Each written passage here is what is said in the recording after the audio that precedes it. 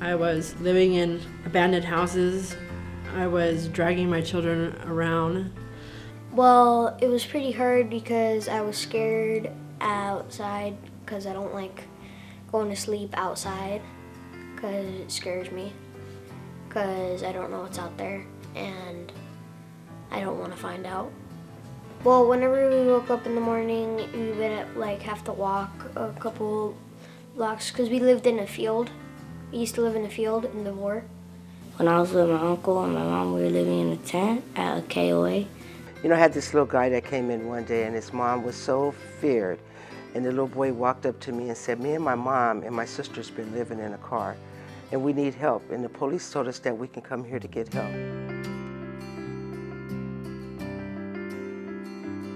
We had to eat like stuff from the market, like raw meat, but we had to cook it on a little fire thing, and we only had a little bit of food. We didn't really have breakfast. I only had lunch because at school they feed you lunch. And at dinner, sometimes we had dinner, sometimes we just went to bed. My oldest children I chose to give away to my stepsister because I felt like getting high was more important. Because of my drug use, I lost my 2 daughters. I didn't lose them, I pretty much gave them up.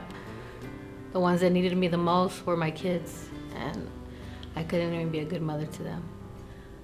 I was a terrible mother, terrible mother.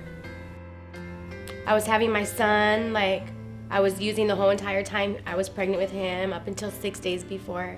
By the grace of God, he was born fine, you know. But 9 days after I had him, I started using again. And it got to the point where he was peeing on pads because I wouldn't buy diapers. I was buying other things, you know, like drugs and stuff. I never thought about their feelings and what they needed. It was all about Cecilia.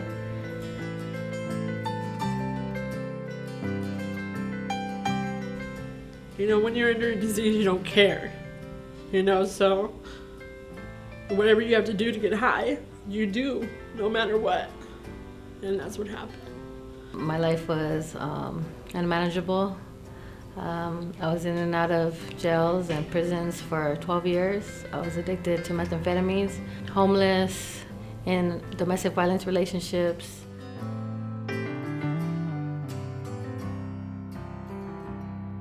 What made me decide that I want to change is because I couldn't live like that no more. If I were to go back out there, I knew I was going to die. And my children deserve more. When Time for Change came into Glen Helen to do the presentation about their program, I remember the staff was so kind, and I almost felt like they were talking to me, you know. I didn't have nowhere to go after jail. I wanted to change, you know, and then the promises that they promised, you know, that they had been there themselves, you know, like there were women just like me with substance abuse, domestic violence, you know, that have lost their kids also, you know, and they gave me hope, you know, that it was gonna be okay. I had a friend that was in Time for Change, and I got on the phone with her, and she, you know, I was explaining what was going on with me, and she said, well, why don't you call Kim Carter? Our Sweet Dreams and Mountain View shelters provides the perfect place for women to stabilize and recover from the traumatic stressors of homelessness. We believe that every child deserves sweet dreams at night, so our first shelter is designed for women and their children. Having a home that's nurturing and supportive allows our mothers to engage in treatment and other critical support services. Children are held in high regard, and their emotional, physical, and psychological needs are assessed and addressed accordingly. Here, our Children's Learning Center is equipped with computers, books, and other educational items so that our children have early childhood development. Mothers are taught to be teachers for their children, which strengthens the bond of motherhood while reinforcing our family values. Our second shelter is designed for single women, and here they are taught in a family model setting how to reestablish themselves as productive members of society. For many, this is the first time where they had a home that supported their recovery and enabled them to establish goals designed for self-sufficiency.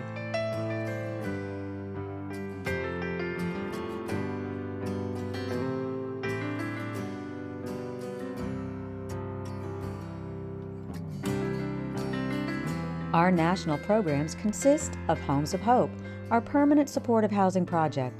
Funded by the U.S. Department of Housing and Urban Development, this project places homeless families directly into their own apartment as they work to demonstrate their capacity to maintain that housing. Intensive case management, coupled with full-time employment, ensures that these women are developing the increased skills and income to live in a home of their own. Currently, we have 10 units scattered throughout the city, and our goal is to increase this by adding another 15 units. Our Positive Futures project was established as a crime prevention model, which reduces recidivism. We utilize evidence-based programs and practices that allow us to make a direct impact in the lives of women coming home from prison. Funded by the Substance Abuse and Mental Health Services Administration, this program allows for us to use an outside evaluator to track and analyze our outcomes. To date, we've attained a 117% intake rate and a 95% follow-up rate, demonstrating that we're achieving profound results. Our statewide project consists of Take Action California. This is our virtual one-stop for political activism, action alerts, fact sheets, and events in support of grassroots advocacy throughout California. By increasing our collective capacity for e-advocacy, we hope to advance our shared agenda for social change through criminal justice reform and human rights advocacy for disadvantaged and low-income communities and people of color throughout the state. We believe that in order for change to happen and become sustainable, that everyone must participate in our democracy.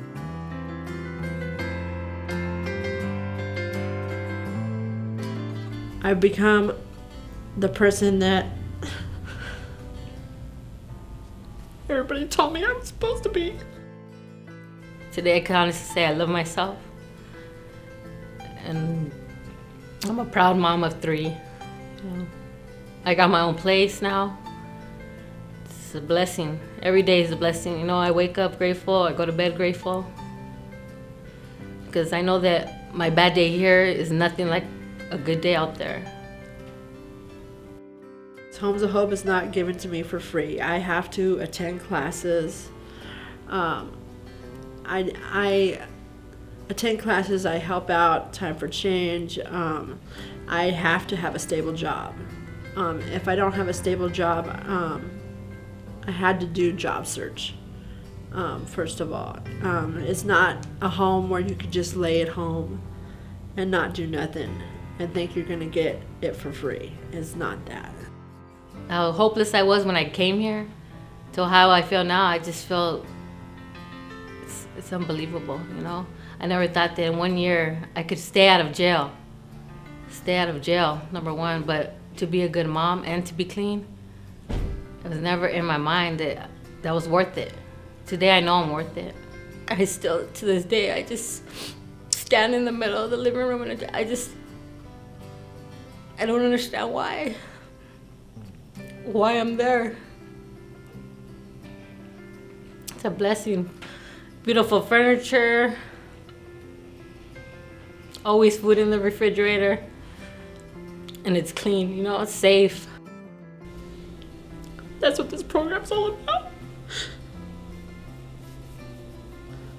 I know that all the struggles that I've gone through are worth it. You know, the name says it all. It's time for change. And that's what I chose to do, is change. Being reintroduced into their old role of being responsible leaders and head of households is critical. Getting their children into school, thereby bringing consistency in those classrooms. It was kind of bad. Well, it was bad because I wasn't learning stuff, and I had to flunk the 4th grade because I didn't get the education that I need when I was supposed to go to 2nd. Now that I'm home to hope that I'm doing way better in school and everything. Like, I'm doing better in math, writing, because I get homework now and I do it. And I have a reading log, so I have to read for 30 minutes every day. I'm doing really good in school. I'm above my grade standards. I read at a 9th grade level. So basically, I'm the smartest kid in my class. She is in 2nd grade.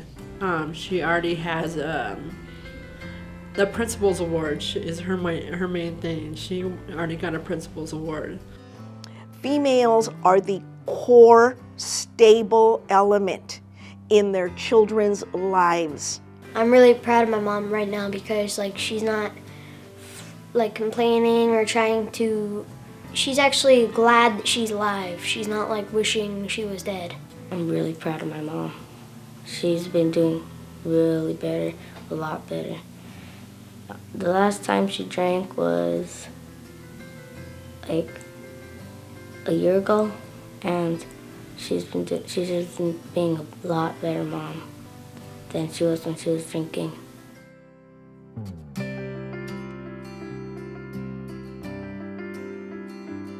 Through our leadership development program, we ensure that our clients know that it doesn't matter who they are or where they come from. They can make a difference with just one voice, and that one voice matters. We have women that never knew that they had a voice, that are now being the first ones to grab the mic. Women who felt like they were nothing, but now are the first ones to be chosen to fly to Sacramento and meet with legislators. We're developing new leaders that know that it's their job to be civically engaged. These women are being trained to take their proper role in the community, whether it's voting, volunteering, giving back, and keeping their elected officials accountable. They know that they are the change that they want to see.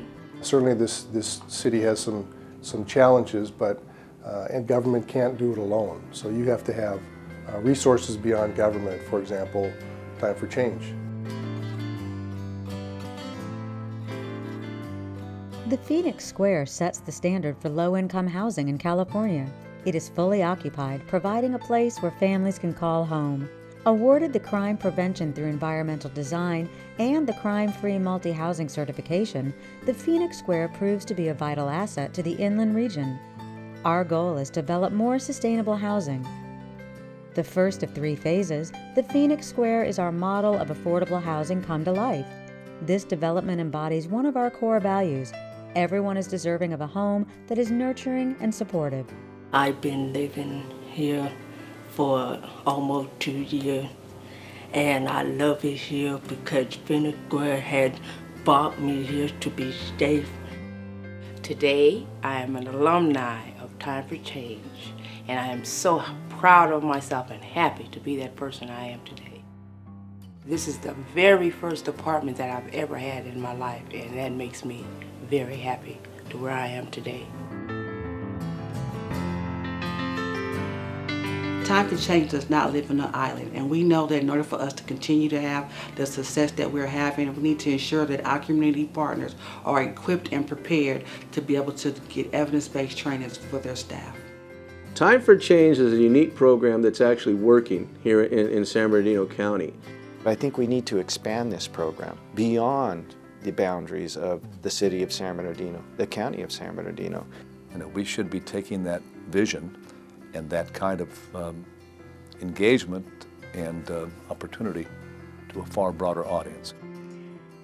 Based on my professional and personal opinion of Kim Carter, I will say that I continue to support her because from the time I met her out in the middle of the street in 2003, when I first became aware of her dream in Time for Change, I have seen a continual, aggressive, informed energy, approach, dedication that is stalwart and that is admirable. I will continue to support Kim Carter and Time for Change.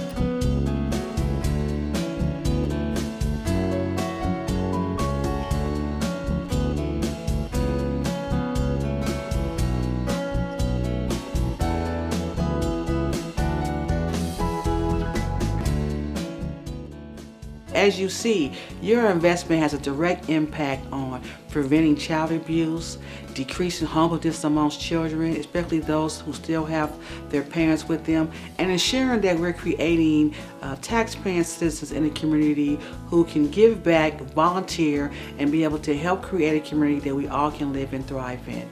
Thank you, and thanks for all of your continued support.